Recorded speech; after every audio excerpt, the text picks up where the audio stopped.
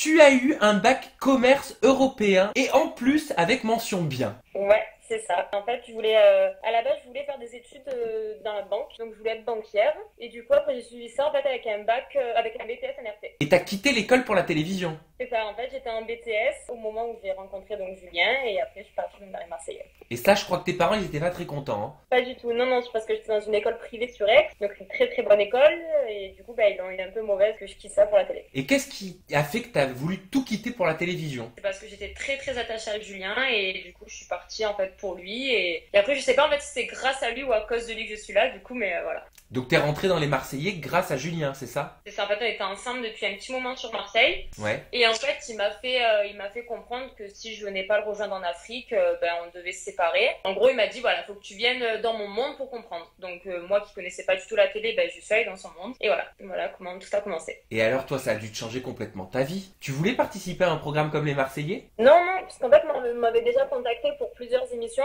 Et j'ai toujours refusé parce que moi, ça m'attirait pas du tout. Et en fait, je suis arrivée en Afrique et je me suis dit, mais c'est quoi ce truc? C'est quoi en fait? Je comprenais pas du tout. C'est pour ça que je suis partie au bout de 10 jours parce que ça s'est pas fait. En fait, j'arrivais pas à m'adapter.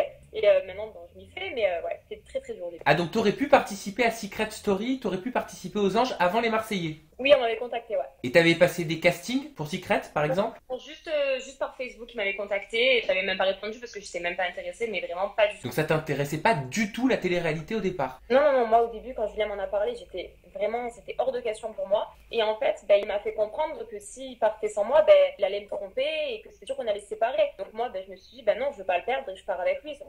Forcément, quand je suis arrivée là-bas, les plans avaient un petit peu tombé à l'eau. Et t'es contente de tes choix aujourd'hui, avec un petit peu plus de recul, ou alors t'aurais préféré poursuivre tes études? Ben en fait, c'est mitigé. Je suis contente de faire partie de ce monde dans le sens qu'on rencontre des gens extraordinaires. Ouais. Après, le point négatif, c'est qu'on peut plus avoir de vie privée et que malheureusement, je me dis que je ne retrouverai jamais dans l'anonymat et que je pourrai jamais revenir comme avant, quoi. Un petit peu avant les Marseillais, en 2015, tu participais à Miss Alpes de Haute-Provence et tu as été également première dauphine de Miss Provence pour Miss France en 2015. Qu'est-ce qui a fait que tu as voulu devenir Miss? Alors en fait, à la base, moi ça me plaisait pas forcément, je suis pas du style comme ça, princesse, chichi, etc.